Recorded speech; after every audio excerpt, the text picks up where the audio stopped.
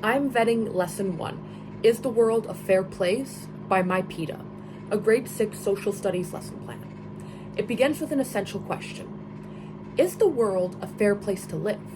Now, this is a great essential question because it brings to attention how broad and how vast the world is, and yet how many resources are distributed incorrectly throughout it. The project itself is basically that, divided into numerous groups. The students will get a portion of supplies and try to build a structure. Now, the catch is that not every group has the same amount of resources to build these structures. So they'll have different opportunities and different outcomes, even though they're given the same task. Where would we see a project like this in action? Essentially everywhere within unfair class systems, anything from actual houses and gentrification to students having different lunches. And when would we see a project like this in action?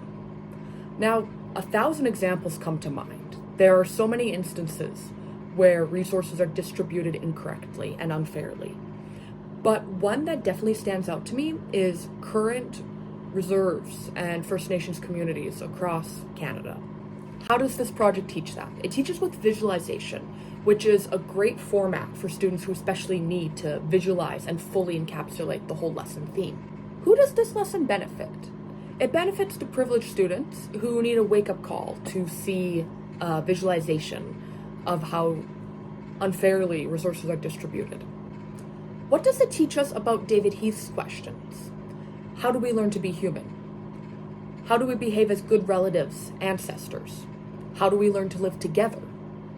This project teaches about generosity and has students really analyze their compassion and how the project made them feel. The exit slips are a fantastic form of evaluation, and that's because it has the students analyze and really directly reflect on what they've learned and put it into words and hand that in.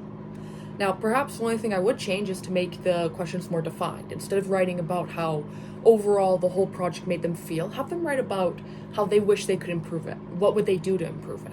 And why? And how?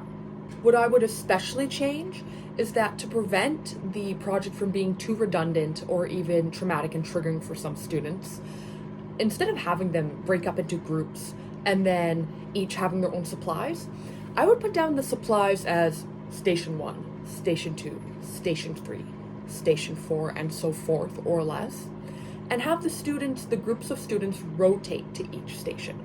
Now this will give them variety. Each group will have to work with what each other were working before or after they were. They'll have to unassemble and reassemble it, working with different shapes, different structures, different forms of how to work on the project. And then, when the class discussion comes along, add prompting questions. Clearly, the students will hopefully want to fix a situation, and ask them how, what methods. Would they want the groups with more resources to take away some of theirs and share it with the ones with less resources? Would they want more resources to come in, so the lower ones get elevated and everyone has more? Would they take away some from the groups with more resources and just leave it out of the picture and everyone has less?